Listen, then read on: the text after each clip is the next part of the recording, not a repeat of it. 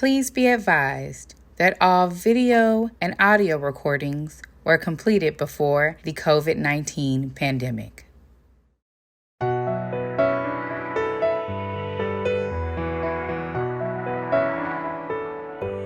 Black Female Project.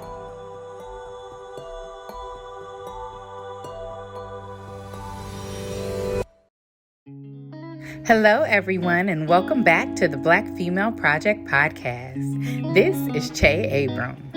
I want you to take an opportunity this episode to sit and sip while Dr. Chris Wachira tells us about the many ways she embodies her family's spirit of being a fighter. A fighter as she transitioned from being a refugee to become a nurse, winemaker, and an executive director of an international healthcare organization based in Kenya. So welcome, Dr. Wachira. Thank you. Asante sana for being here. That's the only Swahili I know. Oh, that's great. No. You know what else I know? Karibu sana. Karibu sana. You're very welcome. Oh, thank you. Yeah. But you know what the other phrase I learned when I went to Kenya? Mm-hmm. Simba Hatari. Oh. That means danger lion. That's important. Yeah, I mean, I'm on the lion side. Trust me, I really am down with it. Dr. Wachira, DNP. DNP, Doctor in Nursing Practice. RN. Registered Nurse. MPA. Master in Public Administration. NE-BC. Nurse Executive Board Certified. So you've been going to school a lot. I've been trying. I've been trying to learn. Where did you study? I studied at actually College of Alameda. Let me start all the way in the beginning. I love community colleges and I love supporting community colleges because if it wasn't for them, there's no way I would have been able to afford starting off at a 4-year college because I was an immigrant from Kenya. And how did you become an immigrant? It's a long story. And grace us with your presence. It's a long story. I was actually a refugee. I came to this country as a refugee. From Kenya? From Kenya. Yes, ma'am. Was it what? In the 90s. Okay. We was just changing our political system. No, the Hutus and Tutsis are in Rwanda, which is south of Kenya. Okay. Yeah. But in Kenya, what we were doing at that time, that period in the 90s, we'd had the same president in office for over 20 years. And his name? Daniel Arap Moi. That's right. President Moi. That's right. Yes, he was. So we had the same president in office for quite a period of time, and folks were tired. So folks were trying to change who was the sitting president. We'd had elections after elections, but somehow the same person won every time.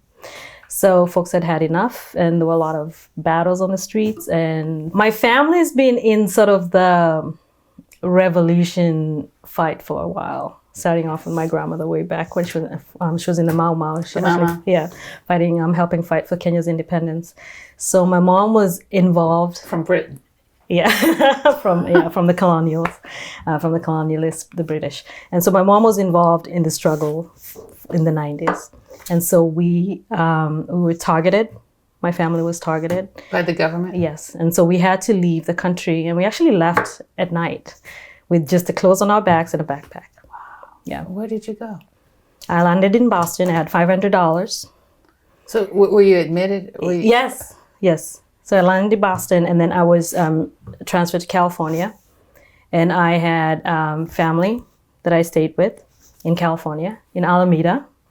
Yeah. Nice place to land. Nice place to land. It wasn't too bad. There weren't too many people like me in Alameda back then. In the 90s. Oh, okay. Yeah. It was very white. Alameda was very white in the 90s. That. Yeah. I thought you meant African. Yeah. Well, Africans and where I lived, the community where I lived, there were quite a couple of immigrants in that little. From Africa or just different countries? From different countries. So you shared an experience. Africa. So we shared quite an experience. So I landed there and I got into College of Alameda, which was literally across the street from the development that I lived in. And that's good. Yeah, and it was. Classes was so inexpensive, which was so exciting. It was $11 a unit. I could not believe it. And they gave you a stipend to go to school. Wow. Who subsidizes this? The Alameda Unified School District. Yeah. At least Back then they did. Yeah. I don't know if they still do. Wow. No. But they subsidized it. So we got, it was $11 in a unit, and they paid for those $11. So we was literally able to go to college for free. And I couldn't believe it. And so I studied. I bet you did. Yeah. So what did you study? I graduated with an associate's degree in science and an AA. I had 2 degrees when I graduated College of Alameda, and I transferred to San Francisco State into their nursing program. Was there for 3 years, and I was recruited by Stanford neuroscience department. Actually, before I graduated college, before I graduated the nursing program, it was quite a fit. So yeah, I was recruited by Stanford, and I went into the residency program. Wound up working on the neurosurgical unit, and I've been in neurosciences ever since. And that was back in 2006. Yeah. So been there. But you're not a neuroscientist. No, I'm not a neuroscientist. So what I do is I work in neuroscience clinical outcomes, and I help neurosurgeons, neurologists, just folks in the neuroscience disciplines figure out how to improve the quality of care they deliver. And you do it through analytics. We use data and analytics. Yeah, we compare doctors to doctors, outcomes to outcomes, mortality to mortality, infections, readmissions, those kind of metrics.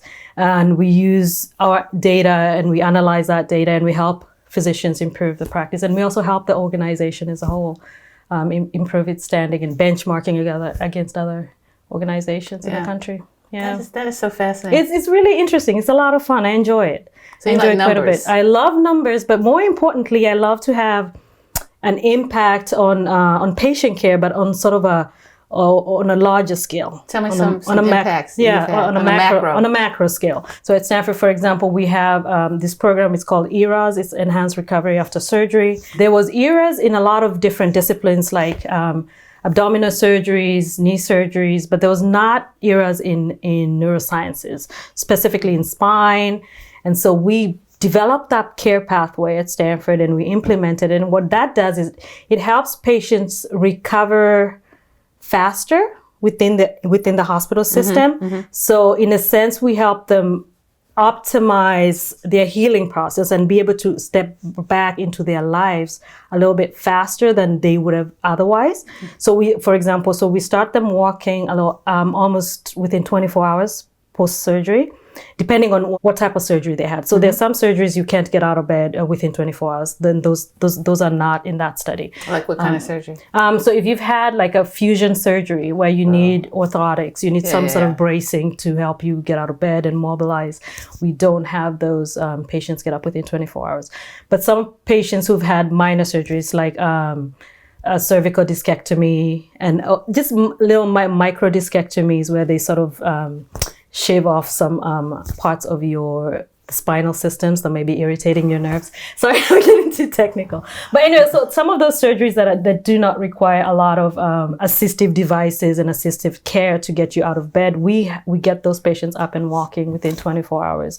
We eliminate use of Foley catheters, which a lot of patients have in the OR, early enough to help you get up again, to get to the bathroom so you can get out of bed, get out of the hospital a little earlier and get back to your life. Use it or lose it. Yeah. We're also very cognizant of the narcotic pain medication that we use. So we start patients off on a Tylenol drip in the OR, which studies have indicated reduces the amount of narcotics you have post-operatively. I like to be clear that we're not pushing people out of the system before they're ready to leave. We help them get better faster so they're able to leave. They get better care. Yeah. And it's targeted and it's scientific. It's absolutely, based on analytics. Evidence-based. It's all evidence-based. Yeah. I love that. So we try. Yeah. So as a Black female and as a Black female who did not grow up in the United States, how do you come here? How do you see us? And I mean, it must be different, you know? It's very different. I love your observations. Let me tell you, the most challenging or the most significant difference I can speak to was, so I was born and raised in Kenya. My grandmother was a fighter. My mother was a fighter. The women that I've known my entire life have been fighters. And I was raised to know that I was enough and I could be anything. Because all the people around me who were people in society all looked like me. Right? And so I come here and suddenly I'm not enough. Right? Suddenly I have to fight to prove myself every single day. But you're a fighter. I am a fighter, yes. that's part of what keeps me up at night sometimes is I'm just constantly battling it. So what other programs are you doing? I know you're busy, but so the STEM masters. So it's the team steps. So that's helping build teams and improving communications and collaboration.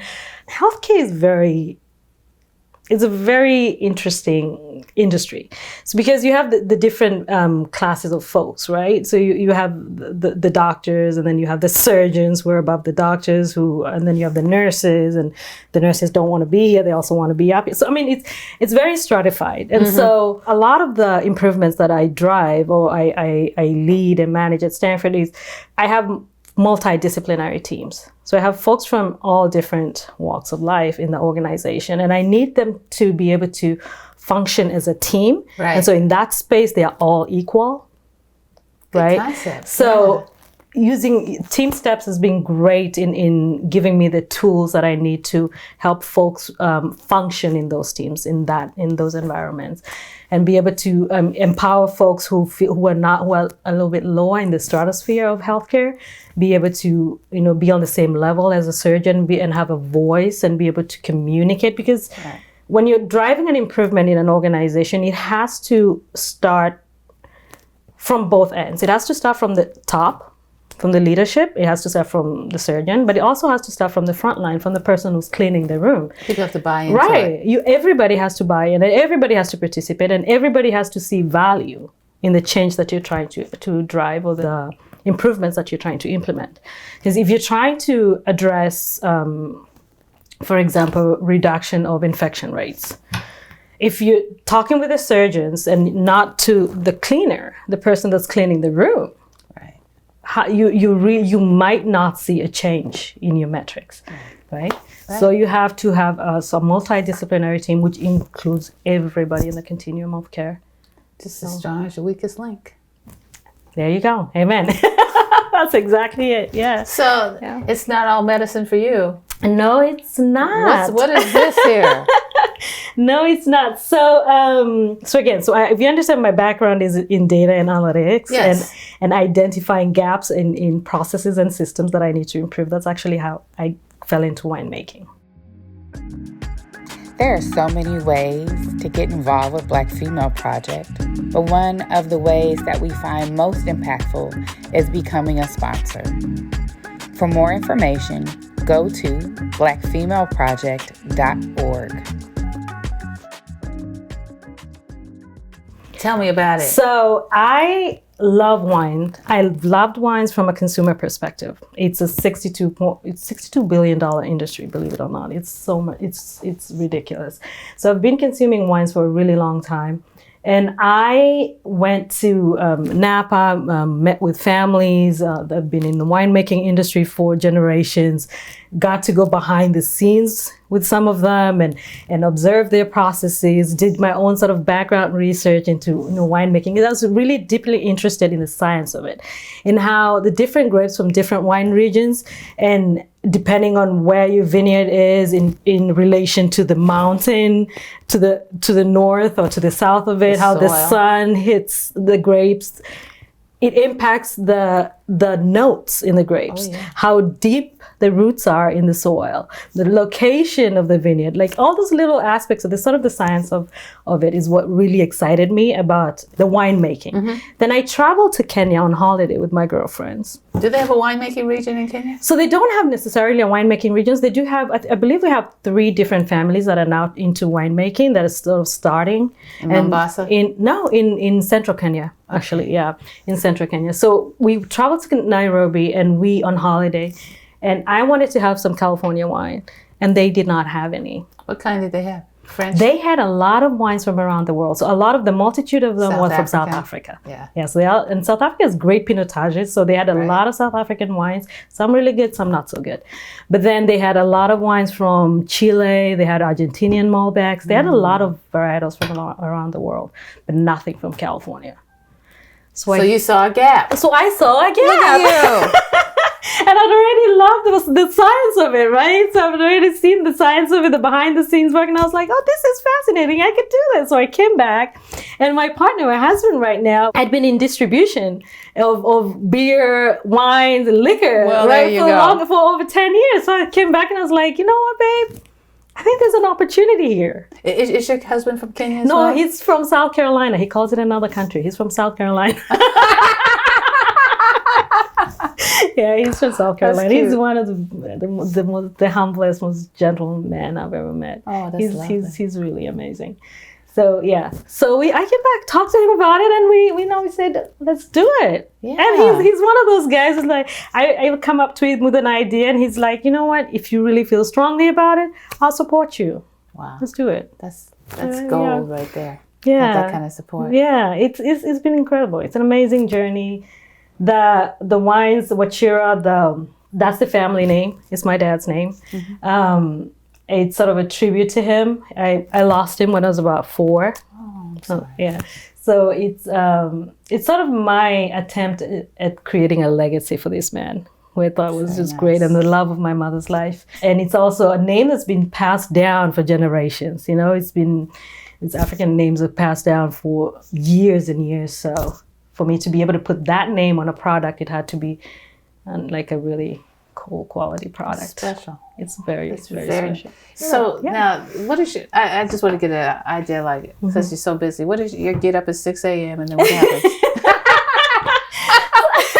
I've had most folks ask me that. So the way I look at it is this: a day has 24 hours. Yes, ma'am. If you divide them into 4s, you have 6 hours to do everything. Yes. So I have 6 hours to work my day job. I have 6 hours to do winemaking. I have 6 hours to dedicate to my nonprofit for Ice Africa, and I can sleep for about 4 to 6 hours.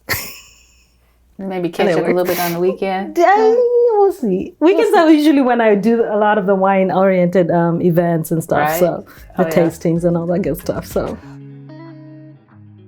After listening to and watching Dr. Wachira, I noticed she alluded to something really poignant about being raised to never question who she was. This foundation that was laid for her in her home country of Kenya propelled her here in the U.S. to obtain a doctorate in nursing, where she's leading teams in transforming systems, and also founded a nonprofit to vastly improve health systems in Kenya. And then she did something that I would never have connected. She took her love of the sciences and manifested it into a winemaking company that's creating a long-lasting legacy for generations to come. She's truly, really living the I can be anything motto. Do you have a website where we can? Absolutely. WachiraWines.com, and we have a calendar that's fully updated. If you click on it, you'll be able to tell where we are, what we're doing. Okay. Where you can taste the wine. This isn't a threat, but we're coming down. No, come on over. We'll take you on a wine safari. That's what makes our wine so unique. A wine safari. Wine safari. So what we have on our wines, each of the wines has an animal to it. I saw that. It's a big 5. Big 5. Yep. Elephant? It's a big fact. So we're missing the buffalo. Kitty cat. That's the leopard. That's a kitty cat. That's a leopard. That's a kitty cat. That's a rhino. Oh. And that's the king of the jungle. That's a lion. That's all sparkling. So you come on over. We get you tasting all 5 varietals, and then you get to get a full glass of whatever animal you like. I love that. Wine safari. That's the wine safari. Shoot. I like that. That's how we do it. So let me ask you one last question. Mm-hmm. I ask everybody, Mount Rushmore, where they have the 4 presidents. Mm-hmm. Who would you put on your Black female Mount Rushmore? Michelle Obama. Okay, you got 3 other people. Okay, so I put Michelle Obama. I would put Maya Angelou. I would put Oprah, maybe, possibly. Somebody in Kenya? Wangari Maathai. I was coming to that. Okay. Yeah, if I could bring somebody from Kenya, it would be Wangari Maathai. Okay. Yeah. Okay. Yeah. And who is that? She's since passed, but she is an environmentalist. I believe that's the name. That's the term. Okay. She actually won a Nobel Peace Prize for that. That name is familiar, yes. But she's an environmentalist by practice. I believe that was her platform. But she ended up being, I would call her a freedom fighter because that's what she did. Yeah. She did a lot of advocacy for the rights of women, the rights of the people as a whole. And she also fought quite a bit for the environment and just planting trees to make sure there's actually a tomorrow. Right. Yeah. We do have a planet for our kids. Yeah, definitely. Yeah. And our animals. Yeah, and our animals. Yeah. Very much so. Yeah. Tell everybody where they can get a hold of you. So where can you get a hold of me? So WachiraWines.com. Okay. Yeah, and if you want to shoot me an email, customer service at WachiraWines.com. All right. Thank you so much. And look forward for you. It's been such a pleasure. Thank you so much for having me. Thank you. And let's have some wine. Let's taste some wine. All right, everybody. We'll talk to you next time. Thank you. Black Female Project.